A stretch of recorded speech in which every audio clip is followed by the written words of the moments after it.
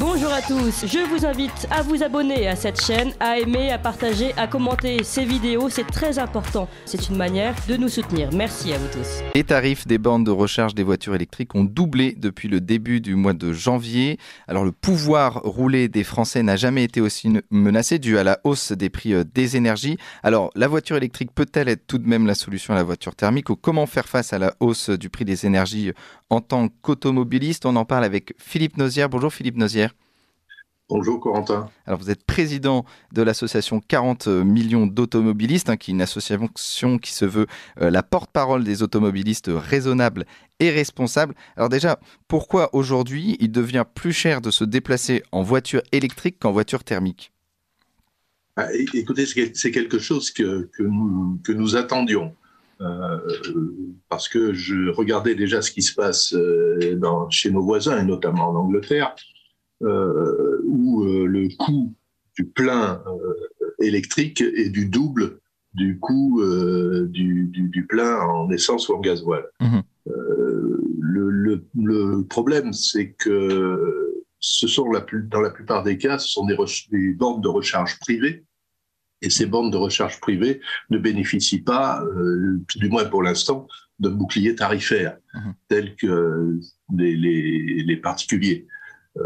La voiture électrique est une très bonne formule. C'est une voiture à zéro émission, ce qui est parfait.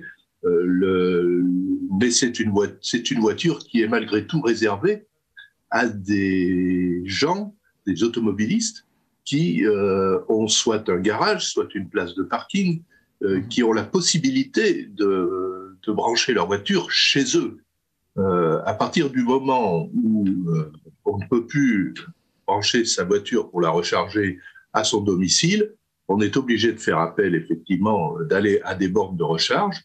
Et là, ce n'est absolument plus rentable. Alors, effectivement, c'est une voiture à zéro émission, mais qui coûte 2 fois plus cher à recharger qu'une voiture thermique.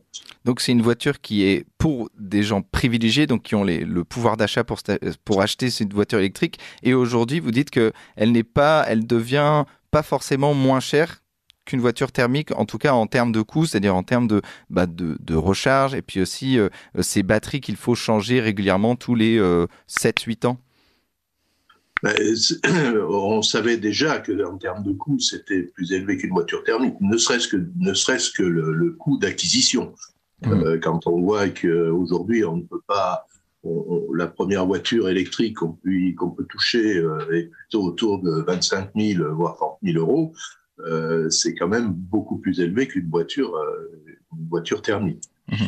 Donc ensuite, le coût d'utilisation, jusqu'à présent, et surtout quand on peut la recharger chez soi, est effectivement plus avantageux que l'essence ou le gasoil. Mais à partir du moment où on doit effectuer des recharges sur la voie publique ou sur des parkings d'autoroute ou dans des stations-service, le coût est là beaucoup plus élevé. Et pourquoi l'État favorise petit à petit le remplacement donc, des voitures thermiques par des voitures électriques, et on sait que la Commission européenne veut interdire la vente des voitures à moteur thermique à l'horizon de 2035. Mais donc l'État favorise en même temps ce remplacement, et en même temps on se rend compte à quel point il est compliqué de se produire une voiture électrique et aujourd'hui de recharger après cette voiture électrique, tant le prix de l'électricité est en hausse en ce moment. La voiture électrique est réservée à des automobilistes qui ont la possibilité, pour moi, je pense qu'ils ont la possibilité de la recharger chez eux. À partir du moment où ce n'est pas possible, c'est d'un coût, effectivement, je le répète, un coût beaucoup plus élevé. Aujourd'hui, est-ce que vous seriez prêt, vous, à aller à la pompe avec votre voiture thermique et payer votre litre de gasoil à 4,50 ? Donc, ce serait les gilets jaunes puissance 10, si on en était arrivé à ce point-là. Et l'État, aujourd'hui, elle favorise le remplacement. Alors, par quelle mesure l'État favorise le remplacement donc, de ces voitures thermiques par des voitures électriques ? Aujourd'hui, il n'y a pas encore vraiment de mesures prise d'une façon je dirais générale sur l'ensemble du territoire. On a des mesures qui sont prises dans les territoires, avec certaines métropoles, certaines villes qui donnent quelques milliers d'euros pour permettre à des gens d'acquérir une voiture. Il a été question à un moment donné de faire des locations de voitures électriques à 100 euros par mois, mais pour l'instant il n'y a rien de bien concret. Et il y a aussi ces problèmes d'électrocompatibilité. Aujourd'hui, il y a seulement 77 318 bornes de recharge en France. Et évidemment, cette électrocompatibilité, ça décourage évidemment les automobilistes à passer à l'électricité. Je pense que ce qui les décourage le plus, c'est quand même le prix de la voiture, pour l'instant. Oui. C'est à la fois le prix de la voiture et à la fois l'autonomie aussi de cette auto. Parce que la voiture électrique, pour effectivement circuler en ville, faire des petits trajets domicile-travail, ça peut tout à fait remplir sa fonction. En revanche, dès que on doit se rendre de Paris à Marseille, c'est plus tout à fait la même histoire. Et que pensez-vous des gens qui critiquent cette voiture électrique, qui trouvent qu'elle est plus polluante, notamment par la fabrication des batteries, le fait qu'il faut aussi changer les batteries, et aussi elle nécessite de l'électricité qui est produite par l'énergie nucléaire. Est-ce que la voiture électrique, finalement, est autant polluante que la voiture à essence et qu'elle n'est pas véritablement un vrai changement ou une vraie solution face au changement climatique et à la pollution que procurent les voitures en France? La voiture électrique en France, c'est pas en France qu'elle est particulièrement polluante. En France, effectivement, une voiture électrique, c'est zéro émission. On ne pollue pas avec une voiture électrique. En revanche, on déplace probablement effectivement la zone de pollution dans les zones d'extraction. Donc on déplace ça dans des pays d'Afrique, des pays d'Asie. Oui, mais il y a aussi donc cette hausse des prix de l'énergie. Comment on peut faire en sorte de préserver à la fois la mobilité des Français et en même temps le pouvoir d'achat des automobilistes? Parce que à la fois les Français se déplacent de moins en moins parce que ça coûte de plus en plus cher. Je ne sais pas si les Français se déplacent de moins en moins, mais quand vous voyez le chassé-croisé qu'on a eu cette période de fête, les Français étaient sur la route. Maintenant, effectivement, que ça coûte de plus en plus cher, cela est vrai. L'énergie évolue beaucoup, le coût de l'énergie évolue beaucoup en fonction de tout un tas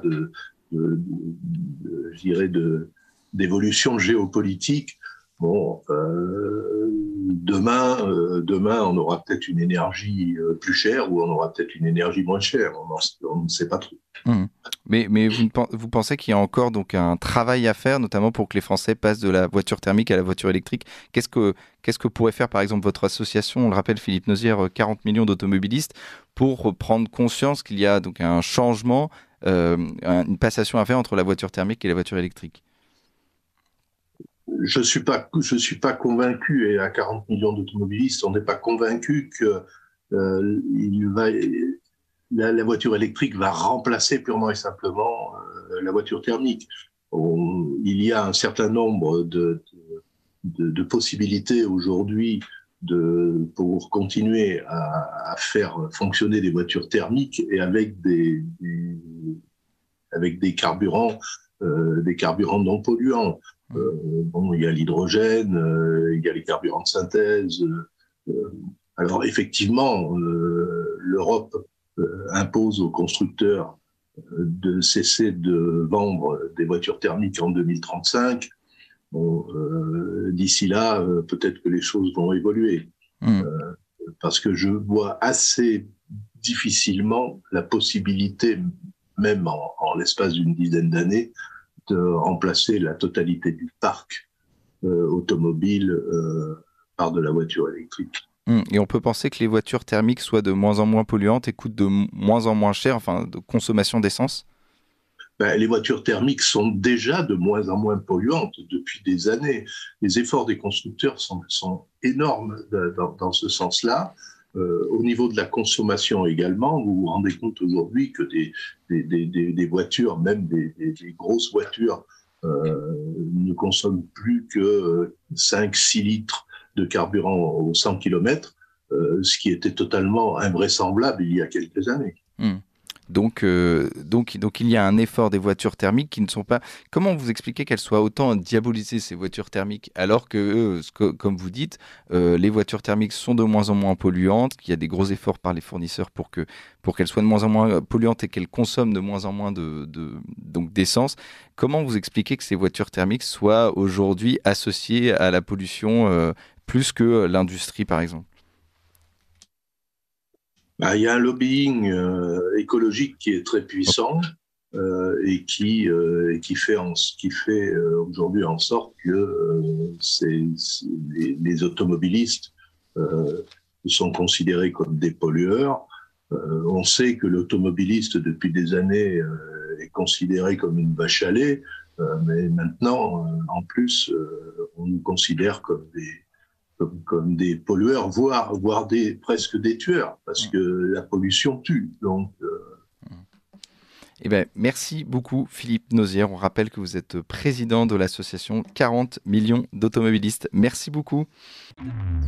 Vous appréciez cette émission? Alors aidez Radio Courtoisie à en produire d'autres, en indépendance totale.